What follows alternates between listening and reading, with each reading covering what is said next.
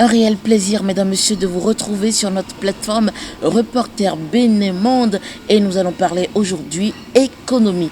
Eh bien, en pleine crise sur le continent du franc CFA où la solution de l'éco emballe encore très peu, la notion de la crypto-monnaie est apparue mais reste peu connue ou très peu appréhendée, très peu maîtrisée. Aujourd'hui, je reçois pour vous Enoch Adja. Il est comptable de profession, président de la communauté de la crypto-monnaie TBC. C'est bien ça, au Bénin? C'est bien ça. Il s'agira pour nous de comprendre l'essentiel sur la blockchain. Bonsoir Monsieur Adja, bienvenue sur ce plateau. Bonsoir madame, merci beaucoup, ce fut un plaisir. Alors, crypto-monnaie, dites-moi un peu plus. Ça veut dire quoi, crypto-monnaie? La crypto-monnaie, c'est une monnaie numérique. C'est une monnaie numérique qui se transfère d'un téléphone à un autre, d'un ordinateur à un autre ou d'un téléphone vers un ordinateur. Et la différence entre cette monnaie et les autres monnaies numériques que nous connaissons, c'est que celle-ci est véhiculée, est transférée par un système que nous appelons la blockchain. Ok. Donc voilà un peu. La blockchain, ça veut dire quoi? Voilà, la blockchain, c'est la révolution qui nous fait parler de la crypto-monnaie. Il faut comprendre que la blockchain, c'est un outil qui permet de stocker et de transférer les informations de façon très sécurisée et sans intermédiaire. Et donc, pour redéfinir la blockchain peut être définie comme une base de données. Une base de données qui permet d'enregistrer tous les échanges depuis son ouverture. Et pas d'intermédiaire, on n'a pas besoin d'une institution pour gérer cette blockchain-là. Donc, il faut comprendre que la blockchain peut être consultée, les données de la blockchain peuvent être consultées par tous les utilisateurs qui y ont accès. Donc voilà un peu ce que je peux dire par rapport à la définition de la blockchain. Mais il faut savoir qu'il existe deux sortes de blockchain. Il y a la blockchain publique et il y a la blockchain privée. Et quand on parle de la blockchain publique... Je ne vous coupe pas, oui. Je ne vous coupe pas, mais avant qu'on aille loin dans le débat, oui. J'aimerais savoir, puisque dans la définition de vos concepts est apparu à plusieurs reprises la monnaie numérique. Oui. À quel moment on a senti le besoin d'adopter une monnaie numérique? La monnaie numérique, d'utiliser une monnaie numérique. Oui, justement. La monnaie numérique, le besoin s'est fait sentir à cause de l'évolution de la technologie. Qu'ils vous souviennent, dans l'histoire de l'utilisation de la monnaie, nous étions partis des trocs, des biens qu'on échange avec un autre, des services qu'on échange avec d'autres. Et puis on est passé aux métaux, après ce sont les billets de banque, on est passé aux cartes Visa et puis on est passé aux monnaies numériques, toujours pour faciliter le transfert de la monnaie. Donc c'est dans ce but-là qu'avec l'évolution de la technologie, il nous est apparu la blockchain que je viens de définir tout à l'heure, qui a donné naissance à la crypto-monnaie. Alors, revenons alors sur les deux types de blockchain qu'il existe. Donc, je disais tout à l'heure qu'il y a deux types de blockchain. La blockchain publique et la blockchain privée. Quand on parle de la blockchain publique, il faut simplement comprendre que c'est un peu comme un grand livre comptable public où tous ceux qui ont accès peuvent y ajouter quelque chose, ils peuvent lire ce qui se passe, mais personne ne peut y modifier quoi que ce soit. Par contre, au niveau de la blockchain privée, c'est essentiellement privé, donc c'est confidentiel. Tous ceux qui y ont accès sont des gens qui sont strictement réservés. Donc, ce n'est pas ouvert au public. Les informations sont gardées au secret, et puis c'est seulement une minorité de personnes qui peuvent avoir accès à cette base de données-là. Mais quel est l'intérêt d'avoir deux types de blockchain si c'est le même conducteur d'une monnaie qu'on suppose électronique? Bien entendu, quand on parle de blockchain, et j'ai dit tout à l'heure que c'est la blockchain qui permet de véhiculer la crypto-monnaie, il faut comprendre que quand on prend le domaine du transport, il y a le transport public, il y a le transport privé. Oui. Donc c'est de cette même façon, quand on n'a pas besoin d'incorporer beaucoup de personnes dans une base de données, on ne peut qu'avoir affaire à une blockchain privée. Donc c'est dans ce sens qu'il y a deux sortes de blockchain. Il y a la blockchain publique, celle qui permet à une grande majorité de personnes de consulter les données de cette base. Et puis la blockchain privée où on ne veut pas incorporer, on ne veut pas qu'une grande masse puisse avoir accès à cela. Alors, donc c'est dans ce sens que nous avons ces deux types de blockchain. Parlons à présent du fonctionnement de la blockchain. Comment est-ce que ça marche? Voilà. Pour mieux comprendre le fonctionnement de la blockchain, il faut au minimum comprendre certains mots au niveau de cette technologie. Quand on parle de blockchain, en réalité c'est en anglais. Et puis en français, on peut le traduire en disant que c'est une succession de blocs. C'est une suite de blocs, simplement comme ça. Et après ce concept, on peut aussi comprendre ce que c'est que le nœud. Parce qu'il y en a trois, j'ai parlé de la blockchain tout à l'heure. C'est une succession de blocs, c'est une chaîne de blocs. Quand on parle après le bloc, après la blockchain, il y a le nœud, ce qu'on appelle nœud. Et puis la terminologie technique est appelée node en anglais. C'est là où se situe toute la technologie au fait. C'est un dispositif, c'est un système installé au niveau de réseau qui gère toute la traçabilité des transferts au niveau de la blockchain. Et puis après, nous avons le bloc.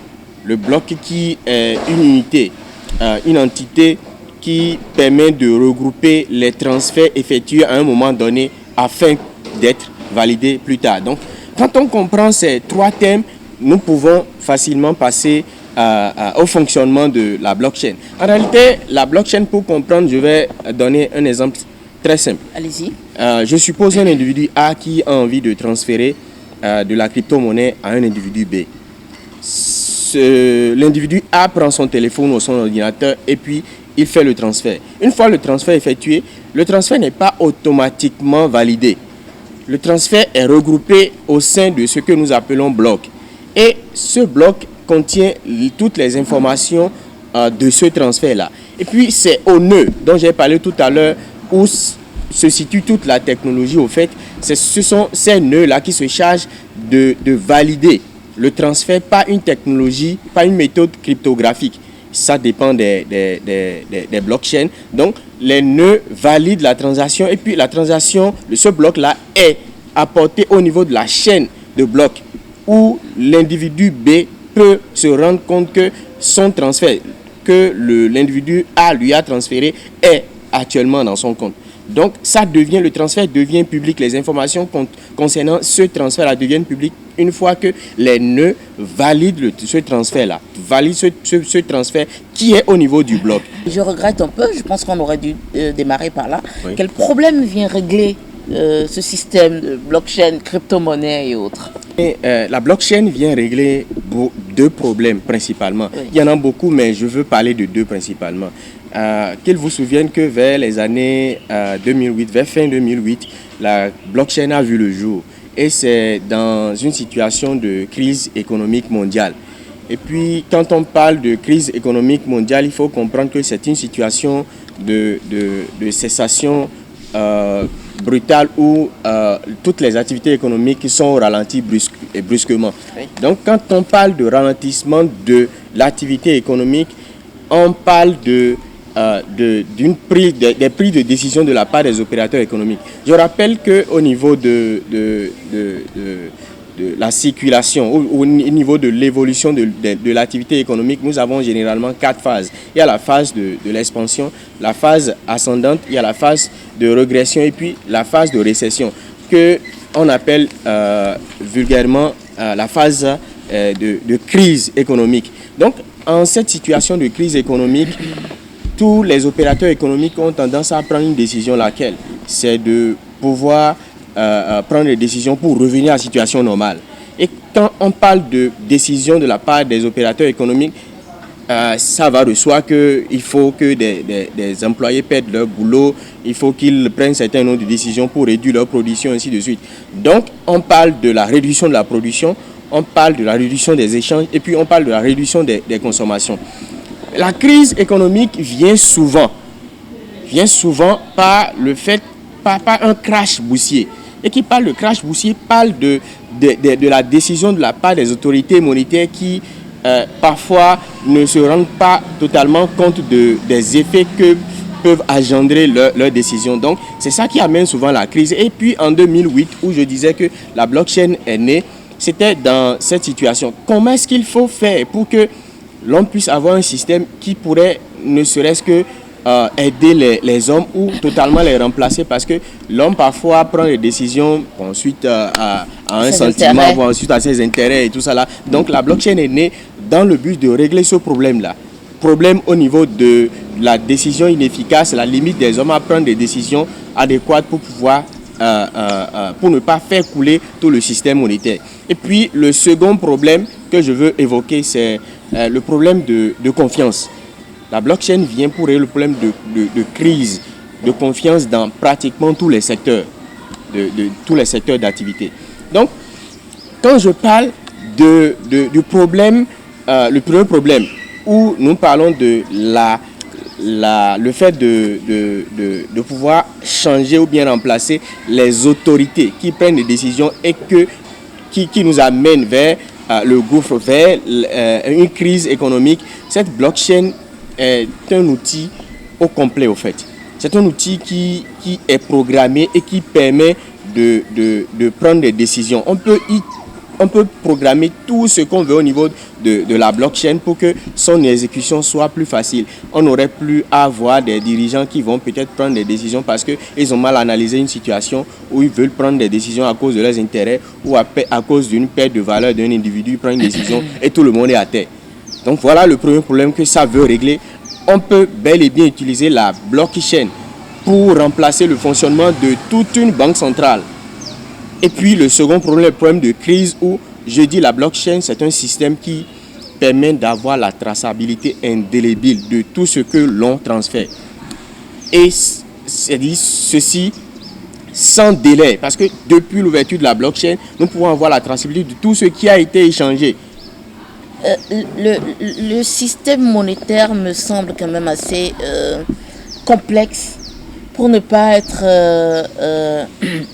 géré de façon aussi facile, je vais dire. La blockchain, quel est son niveau de sécurisation? S'il y a un système plus sécurisé actuellement au monde, pendant que nous parlons en 2019, c'est la blockchain. Et je le dis parce qu'il y a plusieurs niveaux de sécurité au niveau de la blockchain. Et puis, je vais simplement parler de quelques mesures de sécurité au niveau de la blockchain. Allons-y. Voilà. Et quand on parle de la technologie blockchain, c'est une structure de base, d'accord, base de la plupart des systèmes de crypto-monnaie. Et cela empêche les types de niveaux cela empêche la duplication, en fait. Ça empêche qu'on duplique le système de la blockchain pour qu'il n'y ait pas de fraude ou de trucs là au niveau du système. Donc, le concept d'immutabilité et de consensus, d'accord, au niveau de la blockchain sont deux notions qui renforcent au fait la sécurité au niveau de la blockchain.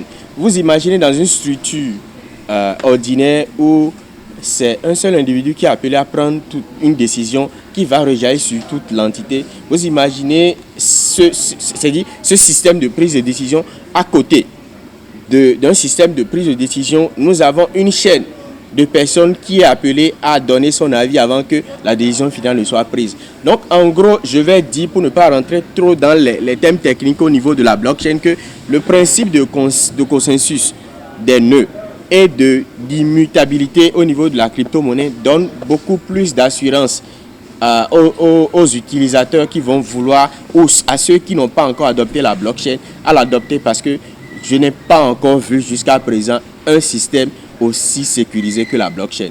Qui en sont les dépositaires?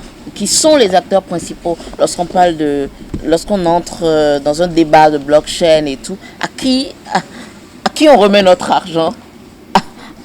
Qui manipule notre monnaie numérique? Et c'est eux qui font passer les messages des Béninois vers le Togo avant que les Nigérians envoient leurs messages au Togo. Il n'y a pas ce système-là. Ma question, en fait, c'est quel est l'espoir pour le continent africain avec ce système de blockchain et autres? L'Afrique a beaucoup à gagner au niveau en adoptant la blockchain. Nous sommes face à deux défis, il faut comprendre. Oui. L'Afrique fait face à deux défis. Le défi de la monnaie, le défi monétaire, et puis le défi de la technologie. Oui. Voilà. Quand on parle du défi de la monnaie, c'est sans doute qu'ils vous souviennent que nous avons pris notre indépendance. Je l'appelle indépendance nominative parce que nous ne sommes pas totalement encore indépendants. Parce que notre franc CFA que nous utilisons, la plupart des 15 pays en Afrique utilisent, continue d'être coupé en France à chamalière. Cela ne se comprend pas. Et notre lutte, ce pourquoi nous parlons, ce pourquoi nous voulons sensibiliser les autorités à ce qu'ils se penchent sur la blockchain et puis finalement adoptent la crypto-monnaie, c'est que notre lutte contre le CFA, je me dis, elle est vouée à l'échec. Ce qu'il nous reste à faire, c'est de sensibiliser les gens pour qu'ils adoptent cette technologie qui nous est arrivée.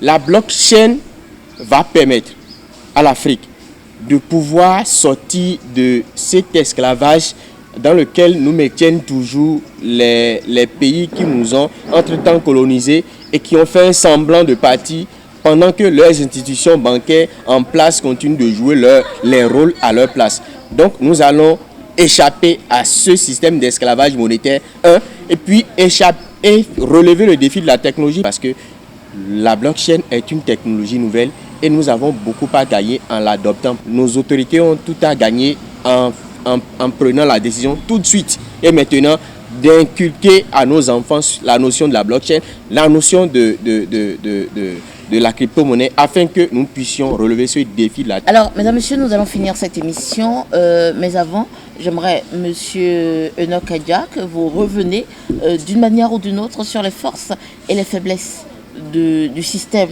de la blockchain. Merci beaucoup. Parlant des forces de la blockchain, il faut dire que la force de la blockchain réside dans sa sécurité renforcée et son autonomie de fonctionnement. Okay. D'accord? Et elle est même l'incarnation d'une institution, d'une banque centrale, je l'ai dit tout à l'heure. Donc, toutes les règles de fonctionnement peuvent être programmées. Et elle se charge juste de les exécuter et puis il n'y a pas de souci. Okay. C'est comme ça, ça fonctionne. Voilà un peu la force, son autonomie et sa sécurité renforcée. Ça nous permet de faire nos transactions sans avoir recours à un individu. Il faut comprendre que ce n'est pas seulement à cause de l'argent, ce n'est pas seulement les cryptoactifs qui sont les bénéfices de la blockchain. Au fait, la blockchain est transversale, elle peut être utilisée dans beaucoup de domaines. Elle peut être utilisée comme un registre, par exemple, pour avoir la traçabilité au niveau du transfert des produits et des actifs. Ce qui peut faire la faiblesse, en réalité, de la blockchain. Je ne suis pas en train de l'appeler trop faiblesse, parce que à voir la révolution au niveau de cette technologie, je ne lui vois pas trop de faiblesse. Seulement qu'il y a des conditions qu'il faut respecter. Et je vais en citer 3. D'accord? Il y a le nombre d'entités impliquées dans la transaction, je l'ai dit tout à l'heure, parce que plus on est nombreux à prendre une décision dans une structure, mieux on est rassuré que la décision serait une bonne décision. Le second point, il y a la répartition géographique des entités de calcul.